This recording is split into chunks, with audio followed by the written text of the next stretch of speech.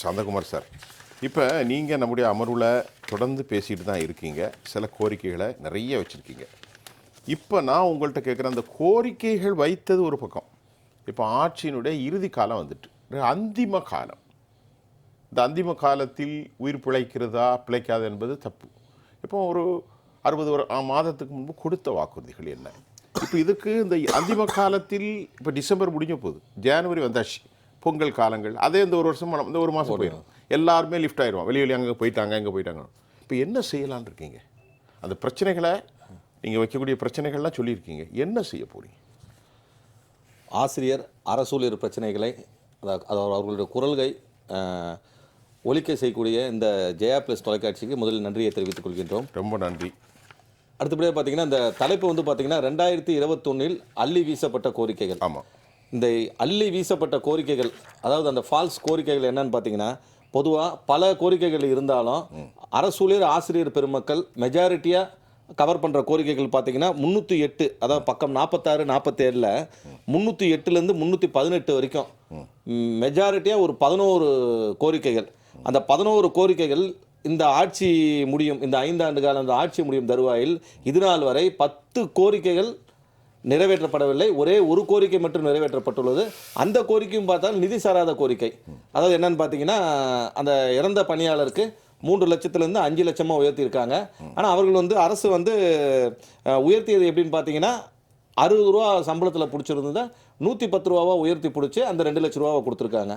இதில் பிரதான கோரிக்கையாக பார்க்கப்படுறது என்னன்னு பார்த்தீங்கன்னா, கோரிக்கை நம்பர் 309, அதாவது புதிய ஓய்வூதிய திட்டம். இந்த புதிய ஓய்வூதிய திட்டம் நிறைவேற்றுவேன், அதாவது பார்த்தீங்கன்னா சொன்னதையும் செய்வேன் சொல்லாததையும் செய்வேன் என்ற மேஜர் அந்த ஹேஷ்டேக்கோடு தான் வந்து எங்ககிட்ட வந்து முதல்வர் வந்து உறுதி கொடுத்தாரு. கண்டிப்பாக வந்தால் நாங்கள் வந்தால் இந்த சேப்பாக்கத்தில் ஜாக்டோ ஜியோ பேரமைப்பு மிகப்பெரிய தொடர் உண்ணாவிரத போராட்டம் நடத்துகிறப்ப கண்டிப்பாக நீங்கள் வந்து உடலை வருத்திக்காதீங்க, நாங்கள் வந்து உங்களுக்கு செய்கிறோன்னு சொல்லி உறுதியேற்ற கோரிக்கை இந்த புதிய ஓய்வூதிய திட்டம் இதுநாள் வரை நிறைவேற்றப்படவில்லை. ஆனால் புதிய ஓய்வு திட்டம் ரத்து செய்யப்படவில்லை, இதனால் வரை ரத்து செய்யப்படவில்லை.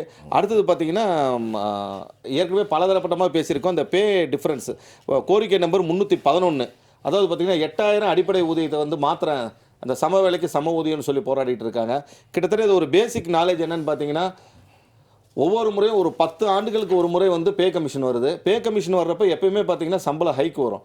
இந்த இப்போ 2009க்கு அப்புறம் நியமனம் செய்யப்பட்ட இடைநிலை ஆசிரியர்கள் அந்த பே கமிஷன் சம்பளம் வாங்காமல் பழைய ஓய்வூதியம் பெற்றாலே அவர்களுக்கு கிட்டத்தட்ட 13,000 ரூபா சம்பளத்தில் அதிகமாக வரும். பே கமிஷனால் 13,000 சம்பளத்தில் கம்மியாகிறதுன்றது மாநிலத்திலேயே இதுதான் வந்து முதல் மாநிலமாக இருக்கும். இந்த மாதிரி பலதரப்பட்ட கோரிக்கைகள் சொல்லிக்கிட்டே போகலாம். அடுத்தபடியாக பார்த்தீங்கன்னா, இந்த போராடிய ஆசிரியர்கள் மீது இந்த நடவடிக்கை அனைத்தும் ரத்து செய்யப்படும் சொன்னாங்க. ஆனால் பார்த்தீங்கன்னா அது எல்லாமே வந்து பேப்பர் அளவில் தான் வந்து வச்சே தவிர இதுநாள் வரை அந்த ஜாக்டோ ஜியோ போராட்டங்கள் கலந்து கொண்ட நிர்வாகிகள் மீது போடப்பட்ட எஃப்ஐஆர் இதுநாள் வரை ரத்து செய்யப்படவில்லை. இது போக பார்த்தீங்கன்னா இந்த கவர்மெண்ட்டில் புதுசாக வந்து ஊதியம் பிடித்தம் செய்யப்பட்டிருக்கு. இதனால் பார்த்தீங்கன்னா ஏகப்பட்ட பேருக்கு வந்து ப்ரொமோஷன் எல்லாமே பாதிக்கப்பட்டிருக்கு. புதிதாக இந்த அரசில் வந்து ஒரு 3 எஃப்ஐஆர் வந்து அடிஷ்னலாக தான் போட்டிருக்காங்களே தவிர இந்த தேர்தல் வாக்குறுதி சொன்னதுக்கு எல்லாமே வந்து நேர்மாறாக இருக்குது. பார்ட் டைம் ரெகுலரைஸ் பண்ணல, அது எதுவுமே அவங்க 400 ரூபா தான் கொடுத்துக்கிறாங்க பார்ட் டைம் ஒர்க்கர்ஸுக்கு. நீங்கள் சொன்ன மாதிரி ஜாக்டோ ஜியோ அமைப்புகள் எல்லாமே போராட்டம் பண்ணிக்கிட்டு இருக்காங்க. நீங்கள் பேசுகிறதுக்கே முதலமைச்சர் நான் ரெடியாக இல்லை, கல்வித்துறை அமைச்சரும் வர ரெடியாக இல்லை. அது கன்சர்னுடைய ஆட்கள் வந்து ஏதோ சொல்கிறாங்க, நீங்கள் சொல்கிறீங்க அன்றைக்கு கூட போராட்டத்துலேருந்து வந்துட்டீங்க. இப்போ என்ன செய்யலாம் சார்? காலம் முடிய போதில்லை. இப்போ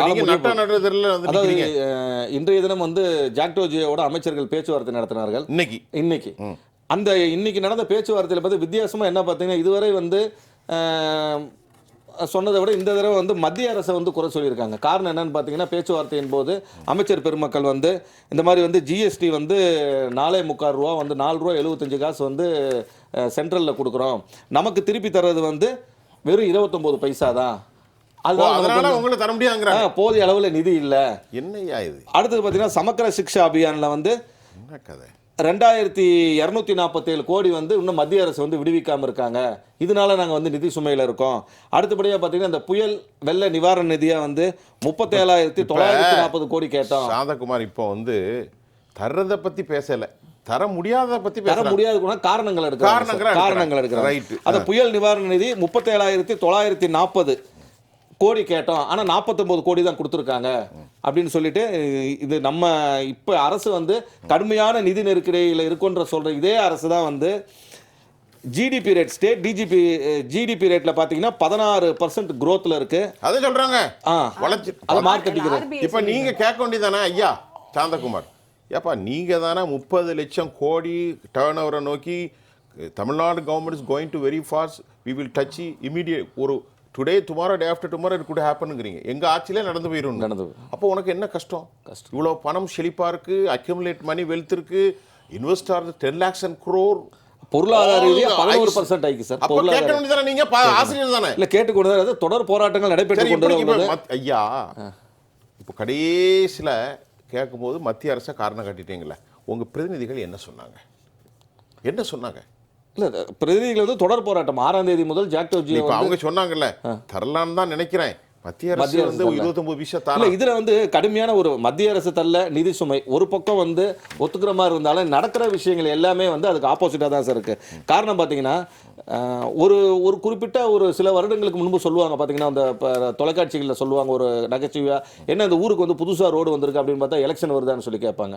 அதே மாதிரி இந்த ஒரு 4.5 வருஷமாக பார்த்தீங்கன்னா இது வரைக்கும் கண்டுக்கல. ஆனால் பார்த்தீங்கன்னா இப்போ லேப்டாப் அதாவது பாத்தீங்கன்னா இந்த 4 வருஷமா கண்டுக்காம இப்ப லேப்டாப் பாத்தீங்கன்னா ஒரு நிமிஷம், திமுகவுடைய பழைய வாக்குறுதி போக புது வாக்குறுதி லேப்டாப் அதுக்கு வந்து 6000 கோடி ஒதுக்கி இருக்கு. வரவேற்கிறோம், கண்டிப்பா அந்த மாணவர்களுக்கு வரவேற்கிறோம். லேப்டாப் 600 கோடி, அதாவது 30 லட்சம் லேப்டாப்புக்கு வந்து 600 கோடி ஒதுக்கி. அதாவது கல்லூரியுடைய கடைசி ஆண்டு மாணவர்களுக்கு மட்டும்தான், பள்ளிக்கு கிடையாது, ஃபர்ஸ்ட் இயர் கிடையாது, செகண்ட் இயர் கிடையாது. 6000 கோடி புதுசா சரிதான் சார். அடுத்தது பாத்தீங்கன்னா மகளிர் உரிமை தொகை வந்து இதுவரை பாத்தீங்கன்னா 1 கோடியே 14 லட்சம் பேர் கொடுத்துட்டு இருந்திருக்காங்க. திடீர்னு இந்த மாசம் பாத்தீங்கன்னா 17 லட்சம் ரேஸ் பண்ணிருக்காங்க. 1.31 ரேஸ் பண்ணிருக்காங்க. அதை வரவேற்கிறோம். ஆனா அதுக்கு எங்க அமௌண்ட்? இப்போ நீங்க கடுமையான நிதி நெருக்கடி இருந்தா இது எங்க ஆசிரியர் அரசு ஊழியருக்கு செய்யாம மத்தவங்களுக்கு செய்யறதுக்கு எப்படி வந்து இவ்வளவு நிதி இருக்குன்னு தான் நாங்க கேட்கிறோம் சார். கேட்டீங்களா அவர்கிட்ட? கேட்டோம். அவர் கேட்டக்கு என்ன சொன்னாங்க? முதலமைச்சரிடம் உங்கள் கோரிக்கைகளை கொண்டு சென்ன, அதான் ரொம்ப ஆச்சரியமா இருக்கு. இப்போ 5 ஆண்டு முடிவு காலத்துல இது நாள் வரை முதலமைச்சரின் கவனம் பெறலையான்றது தான் ரொம்ப ஆச்சரியமா இருக்கு. ரைட் சாந்தகுமார் சார், 2021 தேர்தல் வாக்குறுதியில் நிதி சாராத கோரிக்கை கூட செய்கிறதுக்கு வந்து மனமில்லை என்பது தான் உண்மை. உதாரணமாக பார்த்தீங்கன்னா கோரிக்கை நம்பர் 310, அதாவது பார்த்தீங்கன்னா ஸ்டேட் அட்மினிஸ்ட்ரேட்டிவ் ட்ரிபுனல், அது பணி தொடர்பான பிரச்சனைகளை தீர்த்து வைக்க அந்த ட்ரிபுனல் அமைக்கிறேன்னு சொல்லி சொன்னாங்க. அதாவது அந்த ட்ரிபுனல் அமைக்கிறதுன்றது ஒன்றும் புதுசாக ரெக்ரூட்மெண்ட் பண்ண போகிறதில்ல, அவங்கள ஒரு ஆளை வச்சு ட்ரிபுனல் இது பண்ணியிருக்கலாம். 5 ஆண்டு முடியும் தருவாயில் இது நாள் வரை அதை பற்றி எதுவுமே யோசிக்கல. அதாவது பார்த்தீங்கன்னா நிதி ஒரு பக்கம் இருந்தாலும் நிதி சாராத கோரிக்கை கூட செய்ய மனமில்லை என்பதே உண்மை. அடுத்தபடியாக பார்த்தீங்கன்னா இதுவரை வந்து கிட்டத்தட்ட 8000 அரசு பணியாளர்கள் இந்த சிபிஎஸ் திட்டத்தில் இறந்துருக்காங்க. அவங்களுக்கு எந்த விதமான இதுவும் இல்லை, ஓய்வு பெற்றிருக்காங்க. அவங்களுக்கு எந்த விதமான ஓய்வூதிய பலன்கள் இல்லை. எல்லாருமே பார்த்தீங்கன்னா தினக்கூலிகளாக இந்த வேலை செய்து கொண்டிருப்பது மிகவும் பரிதாபத்துக்குரிய செயல். நீதிமன்றத்தில் ஒரு ஸ்டாண்டு, தேர்தல் வாக்குறுதியில் ஒரு ஸ்டாண்டு. இது வந்து இப்போ புதுசாக இப்போ இந்த சிபிஎஸ் பொறுத்த மட்டுக்கும் 21 தேர்தல் வாக்குறுதியில் பழைய ஓய்வூதிய திட்டம் கொண்டு வருவோம்னு சொல்லி சொல்கிறாங்க. போன வாரம் மதுரை ஹைகோர்ட்டில் நம்ம தமிழ்நாடு கவர்மெண்ட்டு வந்து ஜட்ஜி முன்னாடி என்ன சொல்லியிருக்காங்கன்னு பார்த்தீங்கன்னா சிபிஎஸ் திட்டம் வந்து நல்லபடியாக போயிட்டுருக்கு, இது அரசின் கொள்கை முடிவுன்னு சொல்லி சொல்கிறாங்க. தேர்தல் வாக்குறுதியில் ஒன்று, நீதிமன்றத்தில் ஒன்று, இது போன்ற பல குழப்பமான செயல்களை செய்து கொண்டிருப்பது மிகவும் கண்டனத்துக்குரியது. அடுத்தபடியாக பார்த்தீங்கன்னா 2 ஸ்டாண்டு, நீட்டுக்கு ஒரு ஸ்டாண்டு, டெட்டுக்கு ஒரு ஸ்டாண்ட். டெட் ஆசிரியர் தகுதி தேர்வு, அந்த ஆசிரியர் தகுதி தேர்வு இங்கே பதியாமல் நம்ம கடந்து செல்லவே முடியாது. நீட் வேண்டாம் என்று சென்ட்ரல் கவர்மெண்ட்டை கடுமையாக எதிர்க்குது இந்த அரசு. ஆனால் ஆசிரியர் அரசு ஊழியர்களை வந்து கண்டிப்பாக வந்து இந்த ஆசிரியர் பெருமக்கள் வந்து இந்த டெட்டினால் ஏற்பட்ட பாதிப்புகள் வந்து அரசுக்கு தெரிந்தும் போதுமான அளவுக்கு மனுக்கள் வழங்கியும் இதை பற்றி எடுத்து கூறியும் இதனால் வரை அந்த ரத்து செய்வதற்கு எந்த விதமான நடவடிக்கையும் எடுக்கவில்லை என்பது மிகவும் வருந்தத்தக்கக்கூடிய செயல். அதை விட கொடுமை என்னன்னு பார்த்தீங்கன்னா ஒரு டிகிரி முடிச்சுட்டு இப்போ இயற்கையிலே வந்து உயரிய பணி வந்து ஆட்சியாளர் பணி, அதாவது பார்த்தீங்கன்னா யூபிஎஸ்சி எக்ஸாம்னு சொல்லுவாங்க. அந்த ஒரு டிகிரி முடிச்சா எழுதலாம். ஆனால் ஆசிரியர் பெருமக்களை பொறுத்த மட்டும் ஒரு degree with B Ed PG qualification கிட்டத்தட்ட ஒரு 9 வருஷம் அந்த கல்வியிலேயே கடந்திருப்பாங்க. அந்த யூபிஎஸ்சி எக்ஸாம் கூட பார்த்தீங்கன்னா பாஸ் பர்சன்டேஜ் அதிகமாக இருக்கும். ஆனால் இந்த தகுதி தேர்வு, ஆசிரியர் தகுதி தேர்வு கொஸ்டின் பேப்பரை வந்து என்ன மனநிலையில் செட் பண்ணுறாங்கன்னா ஓவராலாக வந்து டீச்சர்ஸை வந்து ரொம்ப இழிவுபடுத்துகிற மாதிரி அந்த பாஸ் பர்சன்டேஜே வந்து பார்த்தீங்கன்னா 0.28%, 6% அவ்வளோதான் ஓவரால் பர்சன்டேஜாக பாஸ் ஆகிற மாதிரி இந்த ஆசிரியர்களை வந்து இழிவுபடுத்துறதும் வந்து கண்டனத்துக்குரிய செயல். இதே போன்று பலவற்றை கூறிக்கொண்டே போகலாம். அடுத்தபடியாக இறுதியாக ஒரு கருத்து பார்த்தீங்கன்னா, இந்த இன்சென்டிவ் இன்க்ரிமெண்ட் இது வந்து அறிஞர் அண்ணா காலம் தொட்டு இது நாள் வரைந்து வழங்கப்பட்டது, அது பறிக்கப்பட்டுள்ளது. கடைசியாக ஒரே வரியில் சொல்லணும்னா, தந்தை அளித்தார் மகன் பதித்தார் என்று கூறிக்கொண்டு நிறைவு பெறுகிறேன். நன்றி.